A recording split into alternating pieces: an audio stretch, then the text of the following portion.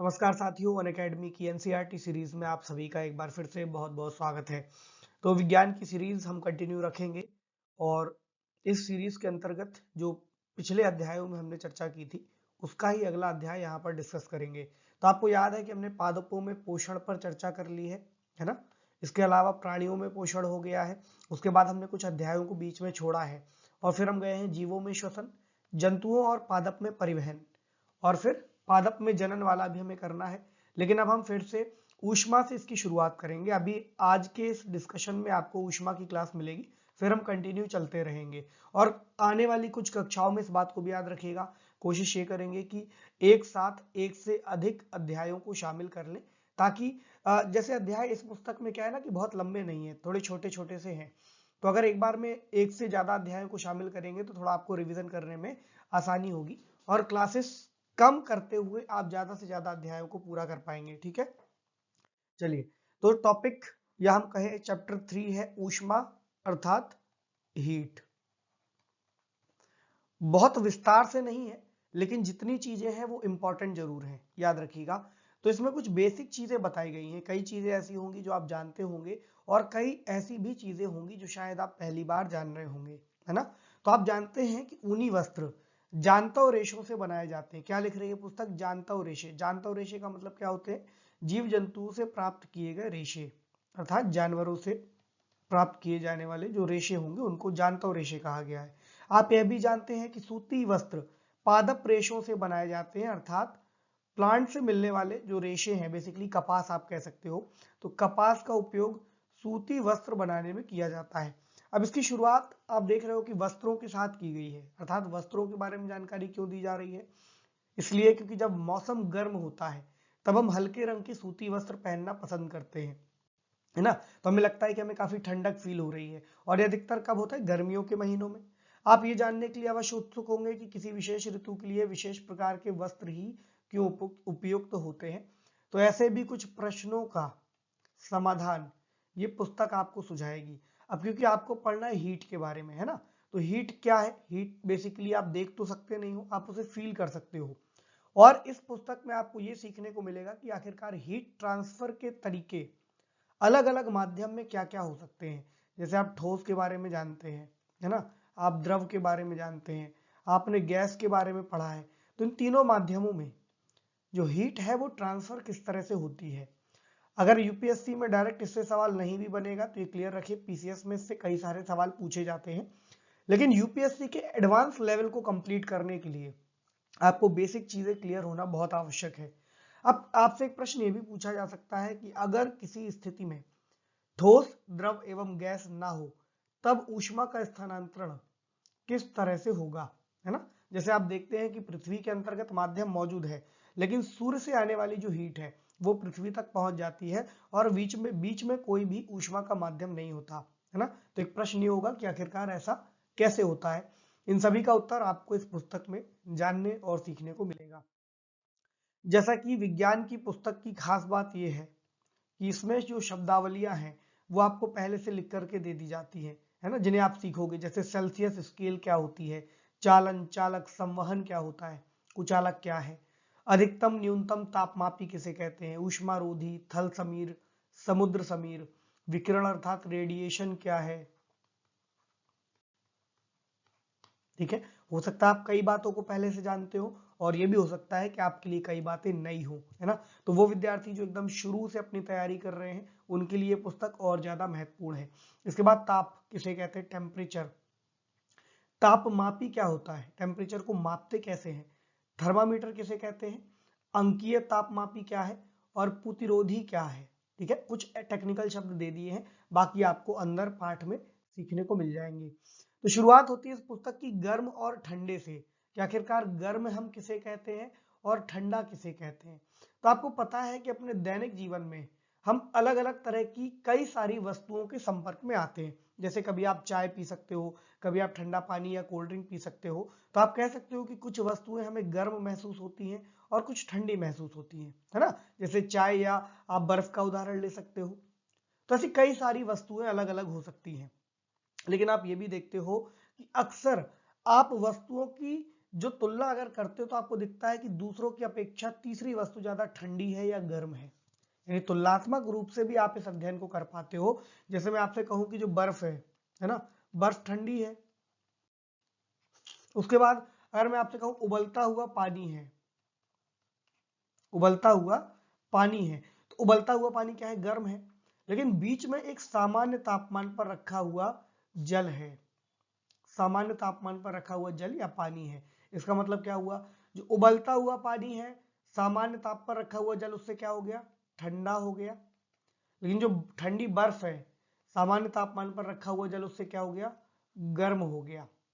तो हमें बेसिकली क्या है, हमें इंद्रिय जन्य ज्ञान होता है।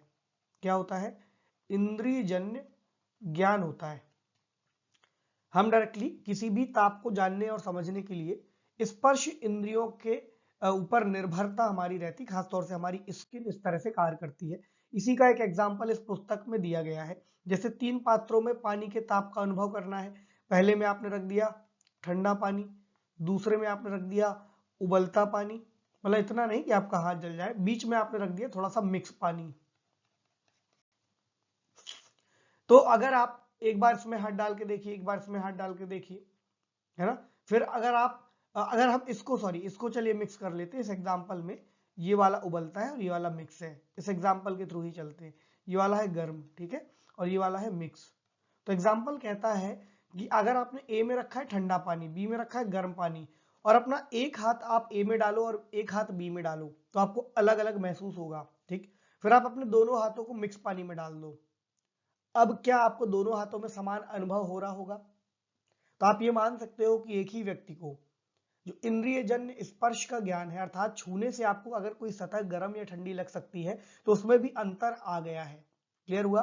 तो इस तरह से आप ये मान के चलो कि इंद्रिय जन्य ज्ञान को आप अंतिम रूप से सत्य नहीं मान पाओगे। कभी आपको ठंडा महसूस होगा, कभी गर्म महसूस होगा, है ना। तो फिर क्या पता चला, कैसे हम जान पाएंगे कभी कोई वस्तु गर्म है या ठंडी है ना। इसके लिए हम कुछ अलग तरह के विश्वसनीय माप या तापमान को मापने की अलग अलग विधियों का उपयोग करते हैं, ठीक है। एक ऐसी ही विधि का नाम है थर्मामीटर। क्या नाम है, थर्मामीटर। आपने देखा होगा कि अगर कभी आपको बुखार आ जाए, क्या जाए, बुखार आ जाए, तो आप एक थर्मामीटर का यूज करते हैं, या अगर आप डॉक्टर को दिखाने जाएंगे तो डॉक्टर एक थर्मामीटर का यूज करते हैं और आपके जीभ के नीचे उसको लगा करके तापमान शरीर का मापते हैं। तो तापमान मापने के लिए, है ना, एक टेम्परेचर मापक के रूप में थर्मामीटर का इस्तेमाल किया जाता है।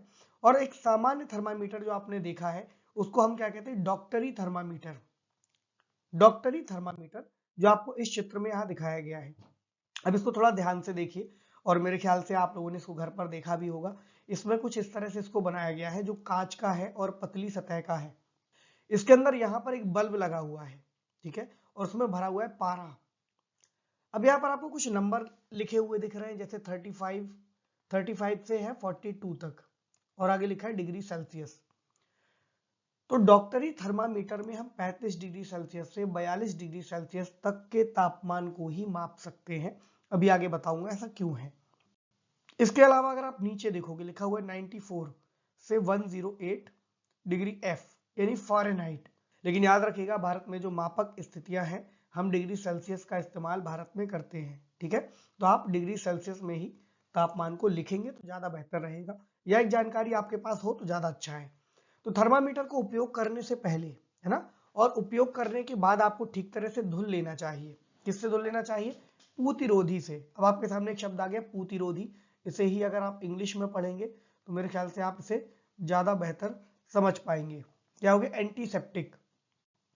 तो एंटीसेप्टिक घोल का अगर आप उपयोग करते हैं तो ज्यादा बेहतर है, ताकि कोई अगर जीवाणु है या कोई विषाणु है या कोई रोगाणु सीधे सीधे कह लीजिए, तो उसका प्रभाव आप पर दोबारा नहीं होगा। क्योंकि थर्मामीटर कई लोगों के मुंह में इस्तेमाल किया जाएगा, तो अगर वो आपके मुंह में जाएगा तो आपको अलग से बीमार कर सकता है। तो याद रखिएगा जब आप थर्मामीटर का यूज करें, है ना, तब पहले से पारे का तल 35 डिग्री सेल्सियस से नीचे रहे। यानी ऐसा ना हो कि आप पहले से बढ़े हुए तापमान का इस्तेमाल करने लगे। और थर्मामीटर को बहुत सावधानी पूर्वक रखना होता है, क्योंकि वो कांच का बना होता है, किसी अगर सतह से टकराएगा तो टूट जाएगा। और इसका उपयोग करते समय हमें इसके बल्ब से नहीं पकड़ना चाहिए, क्योंकि अगर आप बल्ब से पकड़ोगे तो हो सकता है आपकी त्वचा के माध्यम से जो आपके शरीर का तापमान है वो उसको गर्म करने लग जाए। ठीक है, कुछ सावधानियां इसमें बताई गई है। अब देखिए पुस्तक में जो चीजें हैं मैं चाहूंगा कि आप उतनी ही चीजों को कवर करो, क्योंकि जो एडवांस लेवल है वो हम फिर इसके बाद में कवर करेंगे। तो मैं पुस्तक के हिसाब से ही आपको चीजों को कन्वे करते हुए और समझाते हुए चल रहा हूँ। अब देखिए एक चेतावनी क्या दी गई है, या हम पहले बूझो की बात समझ लें। तो बूझो के मस्तिष्क में एक नटखट विचार आया है और वो ये जानना चाहता है कि अगर वो एक थर्मामीटर का यूज करके, कौन सा, डॉक्टरी थर्मामीटर का यूज करके गर्म दूध में डाल दे, है ना, गर्म दूध में डाल दे, तो क्या वो गर्म दूध का तापमान जान पाएगा, है ना। लेकिन उसको ऐसा करने से किसने, पहेली ने रोक दिया। क्यों रोक दिया, आप समझिए। डॉक्टरी जो थर्मामीटर आपका उपयोग में लाया जाता है वो केवल मानव शरीर के तापमान को मापने के लिए ही उपयोग होता है ना। अगर आप उसको धूप में रख देंगे, आग के पास रख देंगे तो टूटने का खतरा होता है। तो ऐसा कभी मत कीजिएगा, आपके घर में भी अगर ये थर्मामीटर मौजूद हो तब, क्योंकि इसकी जो क्षमता है वो केवल 35 डिग्री सेल्सियस से 42 डिग्री सेल्सियस के तापमान को मापने के लिए ही बनाई गई है। ठीक है, तो इसका जो तापमान है इसके अंदर ही ऊपर नीचे होता रहता है या हो सकता है। इससे ज्यादा या कम तापमान को मापने के लिए आपको अलग तरह के तापमापी की आवश्यकता पड़ेगी। ठीक है, इस तापमापी को क्या कहते हैं, प्रयोगशाला तापमापी।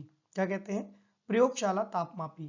तो हम प्रयोगशाला तापमापी का उपयोग कर सकते हैं अधिकतम और न्यूनतम तापमान को मापने के लिए। यानी ये जो तापमापी है ये -10 डिग्री सेल्सियस से लगा करके 110 डिग्री सेल्सियस तक के तापमान को माप सकता है। ठीक है, तो आपको क्लियर हो गया कि अगर छोटे तापमान को मापना हो तो आप डॉक्टरी थर्मामीटर का यूज करोगे, जैसे किसी मनुष्य के तापमान को मापने के लिए। माफ कीजिएगा, मेरा गला बहुत अच्छा नहीं है तो थोड़ा सा आपको इसी गले से काम चलाना पड़ेगा। मैं समझ पा रहा हूँ कि आवाज थोड़ा सा दब रही होगी आपके लिए, बट हम इसे कंप्लीट कर लेंगे। तो दूसरा कौन सा है, प्रयोगशाला तापमापी, है ना। तो प्रयोगशाला तापमापी का एक चित्र ये आपके सामने है। इसका उपयोग हम कब करते हैं, जब हमें किसी तरल का या किसी अन्य पदार्थ का तापमान मापना हो। जैसे आप एक बीकर के अंदर एक पानी रख दीजिए और इसको इसके अंदर ऐसे सीधा खड़ा कर दीजिए, तो ये जो है तापमान आपको माप करके दे देगा। कुछ सावधानियां बरतनी है, जैसे कि आप इसको इसकी सतह से ना लगाएं, क्योंकि सतह का तापमान ज्यादा होगा, फिर आपको उस विलयन का तापमान नहीं मिल पाएगा। तो इस तरह से आपको इसका उपयोग करना है। जैसे यहाँ दिया हुआ है कि अलग अलग प्रयोजनों के लिए हम अलग अलग तरह के तापमापी को उपयोग करते हैं। जैसे कि मौसम की रिपोर्ट में दिए गए अधिकतम तथा न्यूनतम तापों की जानकारी देने के लिए अधिकतम न्यूनतम तापमापी का यूज भी किया जाता है। तो अलग अलग तरह के टेम्परेचर को मापने के लिए अलग अलग तरह के विधियों और इंस्ट्रूमेंट्स का उपयोग किया जाता है। क्लियर हो गया, ये इस पुस्तक की एक खास बात है जो इसमें आपको बताया है। तो अब समझिए प्रयोगशाला तापमापी का यूज करते समय कुछ सावधानियां हैं जो बरतने के लिए कहा है। जैसे आप हो सकता है गलत टेम्परेचर माप लो, किसी विलयन का अगर आप तापमान निकाल रहे हो तो हो सकता है आपसे गलत टेम्परेचर माप जाए। ऐसा कैसे होगा कि आपको तापमापी को सीधा रखना है ना, बिल्कुल सीधा रखना है, टेढ़ा मेढ़ा नहीं रखना है। दूसरा, इसका जो बल्ब है वो किसी पदार्थ में अगर आपने डाला है तो बिल्कुल चारों ओर से उससे घिरा रहे, उसके सरफेस को छुए नहीं, जैसा भी मैंने आपको पीछे बताया है। क्लियर हो गया, तो आपको एक बात ये भी समझ में आ रही होगी कि आप इस वाले तापमापी से किसी मनुष्य के शरीर को नहीं मापेंगे। क्यों नहीं मापेंगे, इसका भी एक कारण है। देखिए बूझो यहाँ पर बैठकर बहुत अच्छे अच्छे सवाल आपसे करेगा, और उसके सवाल करने का मतलब क्या है, बेसिकली देखिए बच्चों के लिए ये पुस्तक बनाई गई है, क्लास 7th के स्टूडेंट्स इसको पढ़ेंगे, लेकिन आपको इससे बेसिक चीजें, बेसिक क्रक्स अपने लिए निकाल करके रख लेना है। चलिए, तो क्या होता है कि हम प्रयोगशाला तापमापी को, या हम कहें प्रयोगशाला थर्मोमीटर को डॉक्टरी प्रयोग में नहीं लेंगे।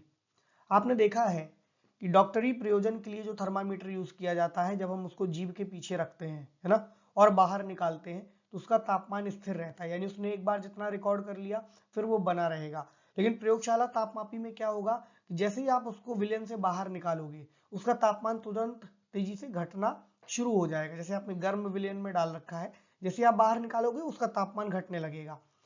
तो उससे क्या है, तापमान उसका तभी तक स्थिर रहेगा जब तक आप उसका उपयोग कर रहे हैं। ठीक है, तो इसके लिए एक उपकरण है, या हम कहें एक थोड़ी सी तकनीक है जो डॉक्टरी थर्मामीटर में यूज की गई है। इसको कहते हैं विभंग, या एक तरीके का विभाजक है, और पारे के तल को अपने आप नीचे गिरने से रोकता है। क्लियर हो गया, लेकिन आपने ये भी देखा है कि आज के समय कुछ इस तरह के थर्मामीटर उपयोग किए जा रहे हैं, और आपको याद होगा कि कोविड के टाइम पर इन थर्मामीटर्स की जो डिमांड है वो काफी ज्यादा तेजी से बढ़ गई थी। क्यों बढ़ गई थी? क्योंकि लोगों को बीमारी ज्यादा हो रही थी, लोग ज्यादा प्रभावित हो रहे थे, और शरीर के तापमान को मापने के लिए फिर डिजिटल थर्मामीटर का उपयोग बहुत तेजी से किया गया। ऐसा एक कारण से भी किया गया क्योंकि जो तापमापी है सामान्य वाला, उसमें पारे का यूज किया जाता है। किसका? पारे का, जो कि एक तरह का विषाक्त पदार्थ है, जहरीला है। अगर किसी मनुष्य के संपर्क में आता है तो मनुष्य को लंबे समय में प्रभावित भी कर सकता है, नुकसान पहुंचा सकता है। ठीक है, और इसका निपटान करना काफी कठिन होता है। तो आजकल फिर हम देखते हैं कि डिजिटल थर्मामीटर का यूज किया गया है, जिसमें पारे का यूज नहीं होता। घरों में आपके होगा, इसमें एक बटन लगा होता है, जैसे आप इसको प्रेस करोगे ये ऑन हो जाएगा, और फिर आप इस हिस्से को अपनी जीभ के पीछे रखेंगे और तापमान फिर इस डिजिटल स्क्रीन में आपके सामने आ जाता है ना। आपने यूज किया होगा घर में कई बार। चलिए, अब दूसरा जो इसमें पार्ट है वो आता है ऊष्मा का स्थानांतरण कैसे होता है, यानी हीट ट्रांसफर, या हम कहें ट्रांसफर ऑफ हीट कैसे होता है। आपने देखा है कि जब किसी बर्तन को हम किसी ज्वाला पर रखते हैं, है ना, किसी बर्तन को, मान लीजिए किसी बीकर को आप किसी मोमबत्ती को जला करके,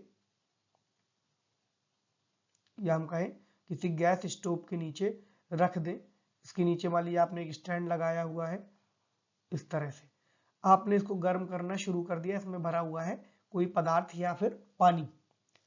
अब जब आप ऐसा करते हैं तो इसकी ऊष्मा, यानी ज्वाला की जो ऊष्मा है, बर्तन की ओर ट्रांसफर होने लग जाती है। अब जब आप इस बर्तन को यहां से हटाएंगे तो धीरे धीरे ठंडा होने लग जाएगा। ठंडा क्यों होता है ये, है ना? तो आप ये समझिए कि जो ऊष्मा है बर्तन से परिवेश की ओर वापस स्थानांतरित होने लग जाती है, यानी अब जो बर्तन है आपका वो ठंडा होने लग जाएगा।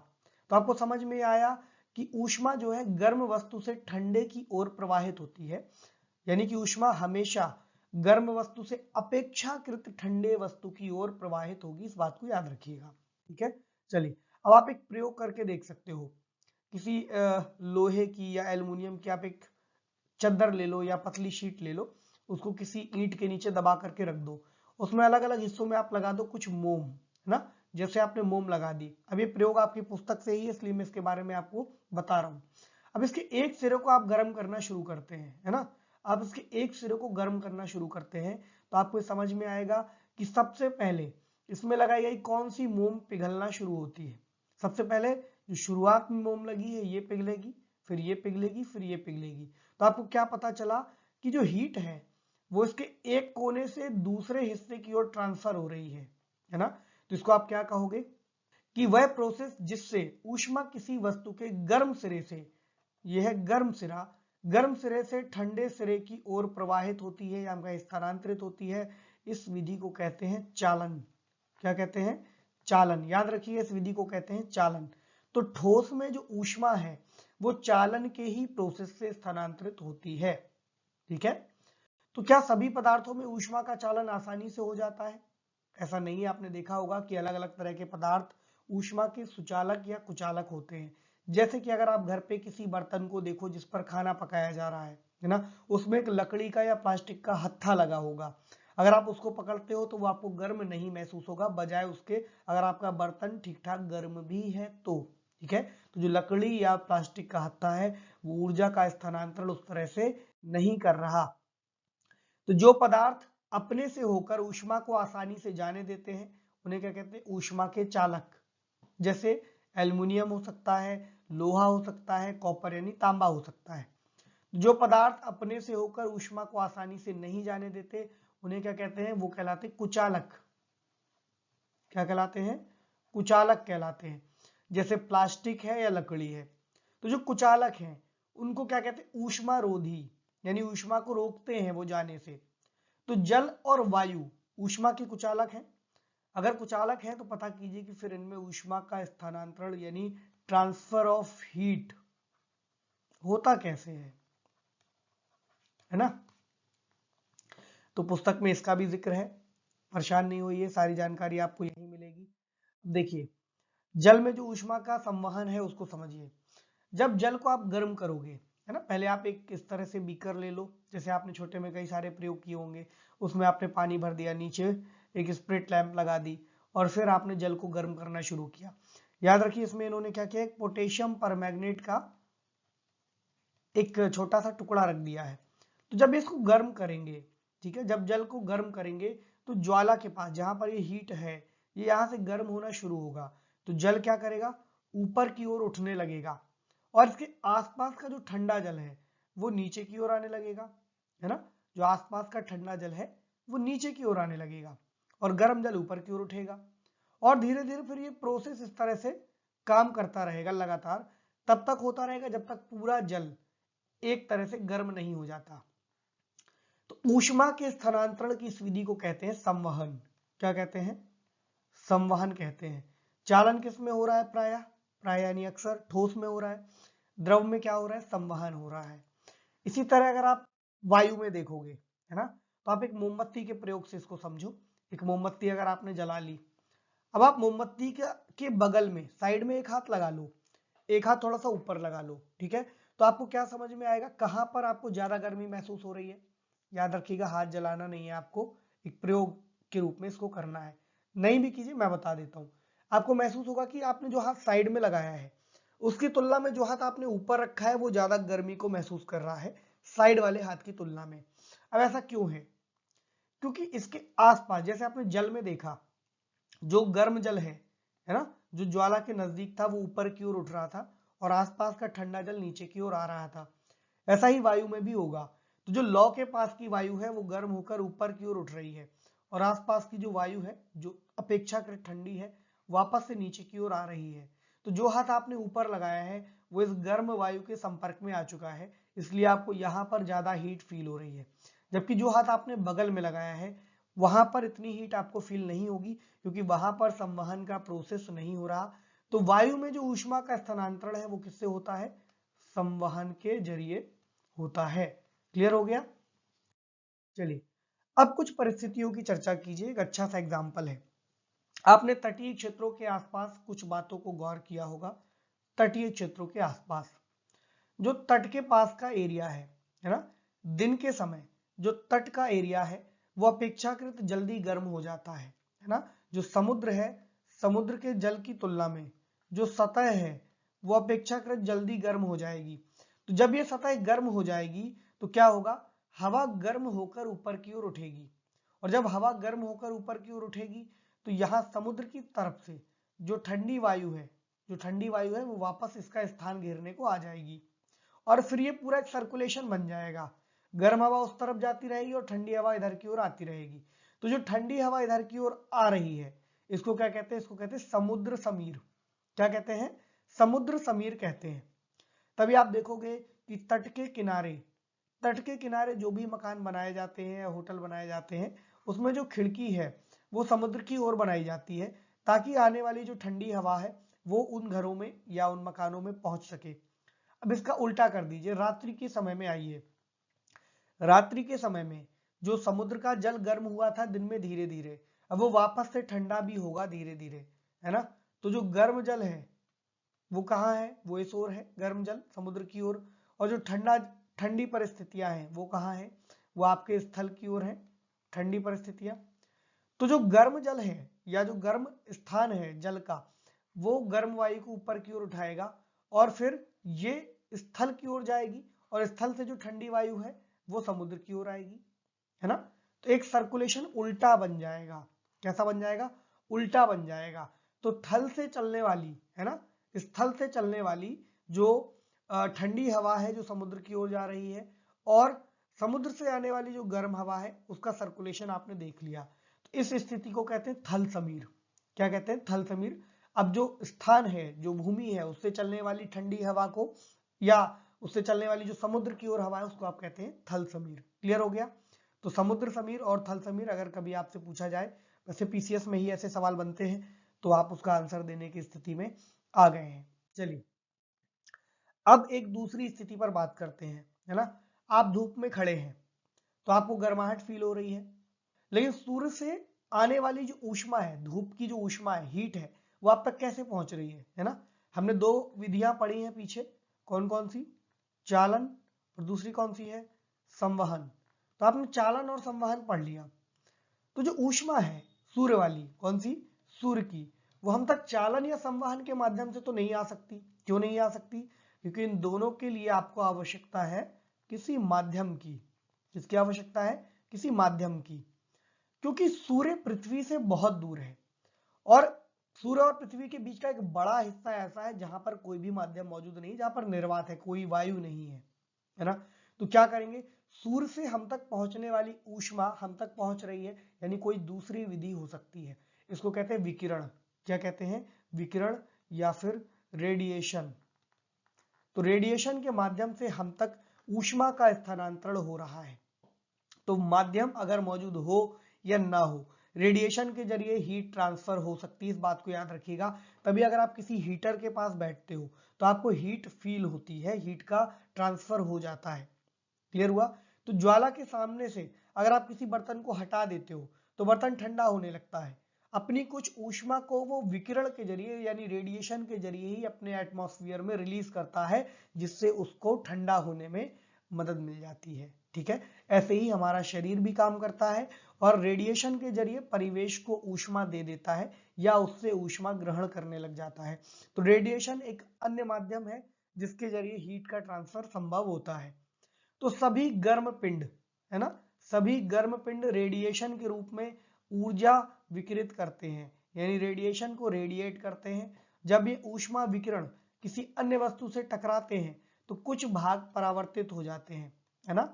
मान लीजिए आपका जो रेडिएशन है किसी अन्य वस्तु से टकराया तो कुछ भाग परावर्तित हो गया, कुछ भाग अवशोषित कर लिया गया। ठीक है, चलिए। तो ऊष्मा के अवशोषित भाग के कारण जो वस्तु का ताप है, अब जो हीट ट्रांसफर हुई, जो उसने एब्जॉर्ब कर ली, उसकी वजह से क्या होगा, इसका टेम्परेचर बढ़ जाएगा। तो धूप में जाते समय आपको तापमान को बैलेंस करने के लिए छाते का उपयोग करने का परामर्श क्यों दिया जाता है? क्यों कहा जाता है कि आप धूप में जाइए तो एक छाता लगा लीजिए? ऐसा सुना होगा आपने कि भाई छाता ले जाओ धूप में ताकि कोई नुकसान ना हो। क्योंकि छाते की जो सतह है ना, छाते की जो सतह है वो हीट को ट्रांसफर कर सकती है या परावर्तित कर सकती है, इसलिए छाते का उपयोग आपके लिए कहीं बेहतर होगा। अब सर्दियों और गर्मियों में हम अलग अलग तरह के वस्त्रों को पहनते हैं, है ना। सर्दी गर्मी में हम अलग अलग तरह के वस्त्रों को पहनते हैं। और आपने एक बात सुनी होगी कि कहा जाता है कि गर्मियों के महीने में या गर्मियों के मौसम में आप हल्के रंग के कपड़े पहने। कैसे पहने? हल्के रंग के कपड़े पहने। और सर्दियों के मौसम में आप गहरे रंग के कपड़े पहने या डार्क कलर पहने, जैसे काला, डार्क नीला। हल्के रंग में आप सफेद रंग के पहन सकते हैं। ऐसा क्यों होता है? देखिए, इसमें दो प्रयोग हैं। पहला प्रयोग है जिसमें आपने एक बर्तन में काले रंग की एक पेंट करके बाहर रखा है धूप में। दूसरा बर्तन है जिसमें आपने व्हाइट कलर का पेंट करके उसको धूप में रखा है। थोड़ी देर छोड़ दीजिए, 4 घंटे। 4 घंटे बाद आप दोनों में हाथ डाल करके देखिए, इसका पानी ज्यादा गर्म हुआ है या इसका पानी ज्यादा गर्म हुआ है। तो जिसमें आपने काले रंग का इस्तेमाल किया है उसका पानी आपको ज्यादा गर्म महसूस होगा। क्यों? क्योंकि जो काला रंग है वो ज्यादा हीट को एब्जॉर्ब कर पाता है तुलनात्मक रूप से हल्के रंग में। तो गर्मियों के मौसम में आपको ज्यादा गर्मी ना लगे इसलिए कहा जाता है कि आप हल्के रंग के कपड़ों को पहने। सर्दियों के मौसम में आपको ज्यादा हीट की आवश्यकता होती है, ठंड का मौसम होता है, इसलिए आप सर्दियों के मौसम में कभी बाहर जाते हैं तो कहा जाता है गहरे रंग के कपड़े पहनिए, ताकि ज्यादा से ज्यादा ऊष्मा को अवशोषित किया जा सके और आपके शरीर को दिया जा सके। इसके अलावा आपने देखा है कि हम सर्दियों में, है ना, सर्दियों में ऊनी वस्त्र पहनते हैं। ऊन क्या करता है? ऊष्मारोधी है। क्या करता है ऊन? ऊष्मारोधी तरीके से कार्य करता है। ऊन के जो रेशे हैं उसके बीच में वायु को ट्रैप कर लिया जाता है और ये जो वायु है हमारे शरीर की ऊष्मा को ठंडे परिवेश की ओर रेडिएट होने से रोकती है ना। तभी हमें जो कपड़े हैं हमारे गर्म महसूस होते हैं। तो आपको क्या लगता है कि अगर आप कभी एक ऊनी स्वेटर को पहनते हैं तो स्वेटर गर्म करता है क्या आपका? नहीं, वो शरीर की जो गर्मी है उसको बाहर निकलने से रोकता है।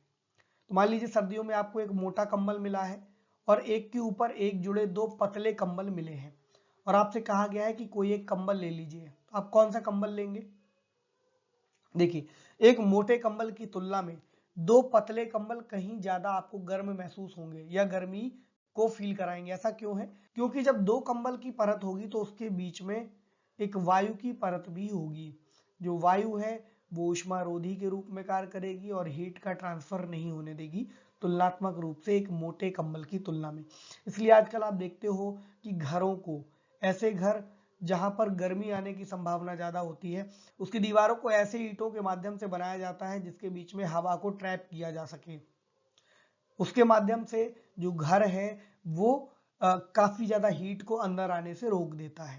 क्लियर हो गया? चलिए, एक और बात है इसी टॉपिक में जो आपको देखनी है। तो सेल्सियस स्केल, कौन सी स्केल? सेल्सियस स्केल की जो अभिकल्पना है वो स्वीडन के खगोल शास्त्री एंडर्स सेल्सियस ने 1742 में की थी। कब की थी? 1742। अभी हमने शुरू में सेल्सियस की चर्चा की थी, डिग्री सेल्सियस की। तो एंडर्स सेल्सियस के नाम पर वो सेल्सियस शब्द आया है। 1742 में की थी, काफी टाइम पहले की बात है। अनोखी बात यह थी कि उन्होंने जल का क्वथनांक, क्वथनांक क्या है? जब वो बॉइलिंग टेम्परेचर पर आते हैं तो 0 डिग्री सेल्सियस तथा जल का हिमांक 100 डिग्री सेल्सियस निर्धारित किया था, यानी जमने का ताप। बाद में आप देखोगे कि इसी प्रोसेस को हमने बदल दिया, यानी जो जल के जमने का ताप है उसको हमने क्या कर दिया? 0 डिग्री सेल्सियस, और जो उबलने का ताप है उसको हमने कर दिया 100 डिग्री सेल्सियस। तो अब आते हैं इस टॉपिक की समरी पर, क्योंकि अब ये टॉपिक हो गया आपका पूरा। तो इस टॉपिक में सबसे जरूरी बातें आपने जो सीखी है, आपने पता किया है कि हम हमेशा अपनी स्पर्श इंद्रियों के माध्यम से हीट के बारे में जानकारी नहीं ले सकते, है ना। तापमान जो है किसी वस्तु की उष्णता की कोटि की माप है। तापमापी वह युक्ति है जिससे ताप को मापा जाता है। डॉक्टरी थर्मामीटर के बारे में है, इसका उपयोग शरीर का ताप मापने के लिए किया जाता है। इस थर्मामीटर का परिसर कितना है? 35 डिग्री सेल्सियस से 42 डिग्री सेल्सियस। और बाकी प्रयोजनों के लिए हम प्रयोगशाला तापमापी का यूज करते हैं, जो अक्सर -10 डिग्री सेल्सियस से 110 डिग्री सेल्सियस तक चला जाता है। एक मनुष्य के सामान्य शरीर का तापमान 37 डिग्री सेल्सियस होता है। ठीक है। अगला, ऊष्मा उच्च ताप के पिंड से निम्न ताप के पिंड की ओर स्थानांतरित होती है। क्लियर हो गया?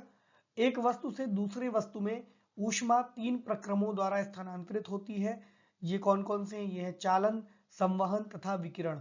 आपको ये भी स्पष्ट होगा कि ठोसों में चालन का यूज होता है, द्रव में संवहन का यूज होता है, और ऐसी स्थितियां जहां पर हीट का ट्रांसफर किसी माध्यम से ना हो सके वहां पर विकिरण का यूज होता है। जो पदार्थ अपने से होकर ऊष्मा को जाने देते हैं उनको क्या कहते हैं? ऊष्मा का चालक या सुचालक। और ऐसे पदार्थ जो इसको रोकते हैं वो क्या कहलाते हैं? कुचालक। क्लियर हो गया? सर्दियों में ऊनी वस्त्र हमें गर्म रखते हैं, क्यों? क्योंकि ऊन ऊष्मारोधी है और इसके रेशों के बीच में जो वायु है वो फंस जाती है। क्लियर हो गया? चलिए, अब आते हैं अभ्यास प्रश्न पर। पहला प्रश्न क्या है? प्रयोगशाला तापमापी तथा डॉक्टरी थर्मामीटर के बीच कुछ समानताएं और अंतर लिखनी है। देखिए, ऐसे बच्चे जो शुरुआत कर रहे हैं अपनी, है ना, जो शुरुआत कर रहे हैं अपनी तैयारी की, उनके लिए ऐसे प्रश्नों का उत्तर लिखना काफी अच्छा होगा। आपने सेशन को सुना है, आपने चीजों को सीखा है, अब आप लिखने का अभ्यास यहाँ से कर सकते हो। बहुत ज्यादा कठिन भी नहीं है तो आपका कॉन्फिडेंस भी नहीं हिलेगा। आपने सीख लिया है तो आपको फैक्ट सारे मालूम है, तो इनको 4-5 लाइनों में लिखने का अभ्यास कीजिए। ठीक है। ऊष्मा चालक तथा ऊष्मा रोधी के दो उदाहरण लिख लीजिए। अब देखिए, कुछ फिल इन द ब्लैंक्स हैं। कोई वस्तु कितनी गर्म है, इसकी जानकारी कैसे मिलती है? उबलते हुए पानी का तापमान किस तापमापी से नहीं माप सकते? तापमान को डिग्री किस में मापते हैं? सेल्सियस में या फ़ारेनहाइट में? बिना किसी माध्यम द्वारा ऊष्मा स्थानांतरण के प्रक्रम को क्या कहते हैं? स्टील की एक ठंडी चम्मच गर्म दूध के प्याले में रखी गई है, यह अपने दूसरे सिरे तक ऊष्मा का स्थानांतरण किस प्रोसेस द्वारा करेगी? इसके अलावा हल्के रंग के वस्त्रों की अपेक्षा किस तरह के रंग के वस्त्र ऊष्मा का अधिक अवशोषण करते हैं? अभी आपने पीछे इसके बारे में खूब सीखा है। चलिए, अब आपको मैच कराना है कॉलम ए का कॉलम बी से। कॉलम ए क्या कहता है? थल समीर के बहने का समय कब होता है? दिन में या रात में? समुद्र समीर के बहने का समय कब होता है? दिन में या रात में? गहरे रंग के कपड़े पसंद करने का समय कब होता है? हल्के रंग के कपड़े पसंद करने का समय कब होता है? क्लैरिटी मिल गई ना आपको? थल समीर कब बहती है? रात में। समुद्र समीर कब बहती है? दिन में। गहरे रंग के कपड़े आप कब पहनते हैं? सर्दियों में। और हल्के रंग के कपड़े कब पहनते हैं? गर्मियों में। तो सर्दियों में एक मोटा वस्त्र पहनने से की तुलना में उसी मोटाई का कई परतों का बना वस्त्र अधिक उष्णता क्यों प्रदान करता है? पीछे आपने इसके बारे में पढ़ा है। अगला क्या है? 30 डिग्री सेल्सियस के 1 लीटर जल को 50 डिग्री सेल्सियस के 1 लीटर जल के साथ मिलाया गया है तो क्या तापमान होगा? तो ये कई सारे प्रश्न ऐसे हैं जो आपके लिए बहुत इंपॉर्टेंट नहीं है। छोड़ भी सकते हो आप इसे, कुछ को सॉल्व कर लो, कुछ को छोड़ दो। अब जैसे ये वाला अच्छा है, पीसीएस के लिए फेवरेट सवालों में से एक है। लकड़ी का एक चम्मच को आइसक्रीम के प्याले में डुबोया गया है, इसका दूसरा सिरा क्या होगा? चालन के कारण ठंडा हो जाएगा, संवहन के कारण ठंडा हो जाएगा, विकिरण के कारण ठंडा हो जाएगा, या ठंडा नहीं होगा। ठीक है, आप इस तरह के प्रश्नों का उत्तर कमेंट सेक्शन में जरूर दीजिएगा, मैं बाद में देखूंगा।